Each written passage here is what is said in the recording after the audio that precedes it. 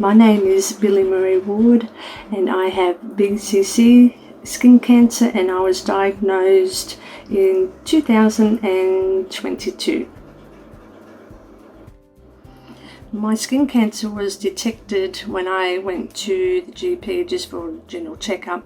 I'd had a small pink patch on the back of my calf, probably about the size of a thumbnail, and it just been getting a little bit bigger.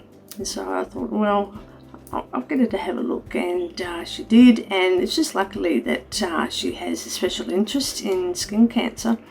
So lucky for me, she had the right tools to have a look at it and said, I think that could be a skin cancer. So did a biopsy, and yes, it came back as a BCC.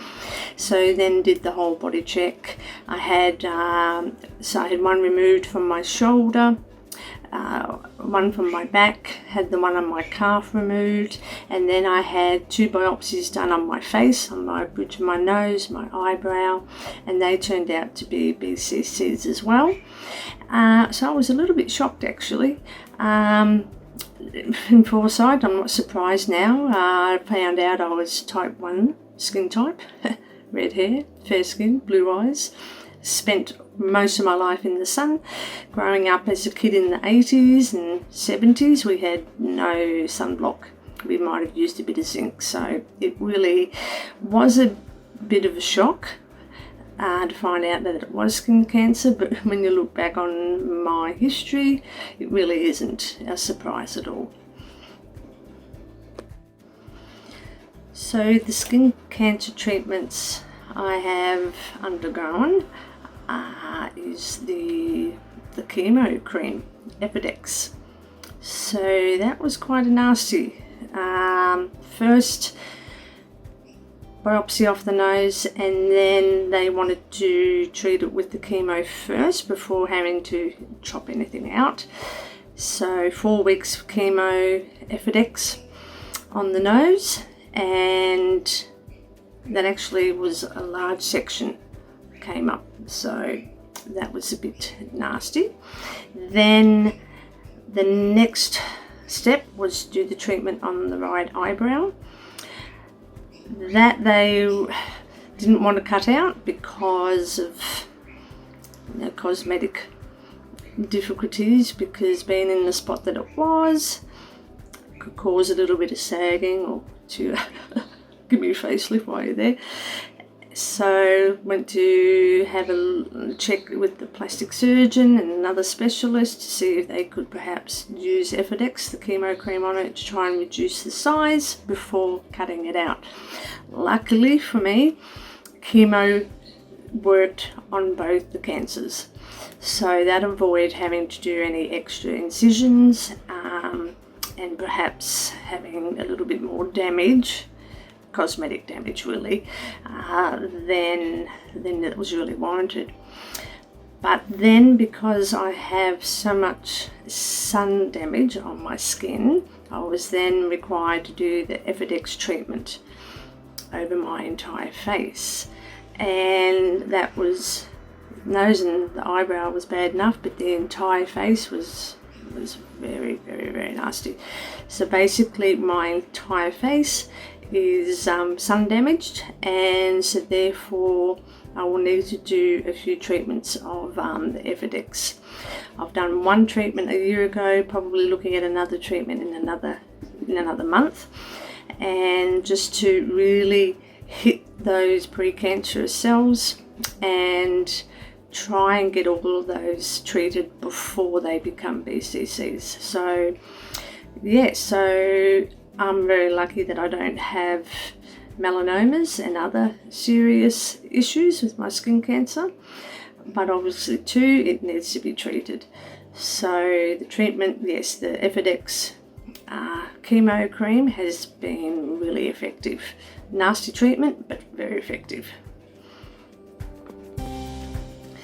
So how has skin cancer affected my life? Well, it's made me more sun-safe conscious.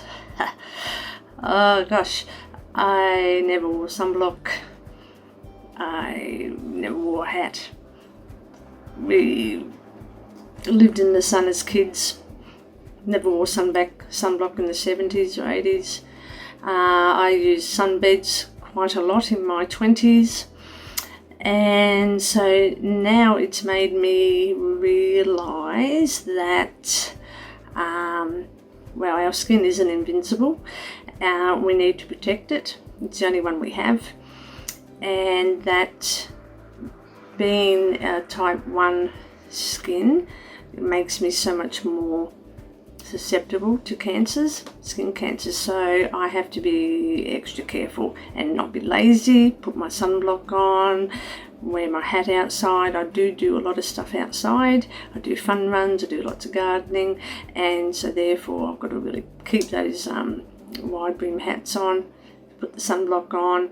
I am naughty at times because I don't do it as much as I should. I really should be putting sunblock, even just the sunblock moisturiser or foundation on my face. I should do that every day, whether I'm out in the sun or not, but I am a bit lazy and I need to keep up on that. So it does affect your life in the sense that you must be always be consistent in wearing your sunblock and protecting your skin, because as I said, it's the only one that we have.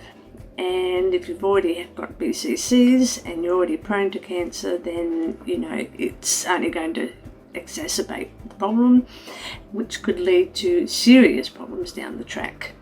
So not so much in a negative way. As I said before, I'm very lucky. I don't have serious health issues with the cancers, as many do with melanomas and other bits and pieces, but it does affect you in the sense that you have to be aware of what you're doing and to be more vigilant in protecting your skin.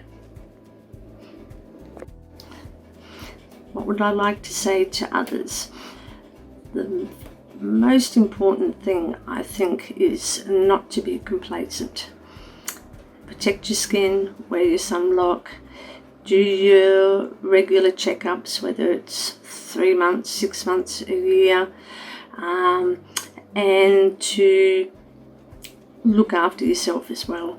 Obviously, there's people like myself who at the moment only have BCCs, so it's always a matter of just protecting your skin. And I also found that doing research helped a lot as well, and knowing what I can do to help prevent things getting worse. Also too, I think it's important that people who have perhaps more serious, like melanomas, etc. like that, is to look after yourself, rest up as much as you can. But I do find that knowledge is very important, and this is why we do these videos, is so that a lot of the younger generation, I think that suntans are healthy and suntans look fantastic, etc.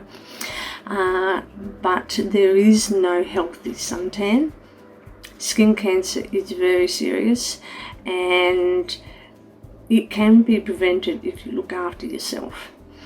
So I think the main key is knowledge, and applying what we know and applying what we're encouraged to do by the Skin Cancer Foundations, and to look after yourself as well.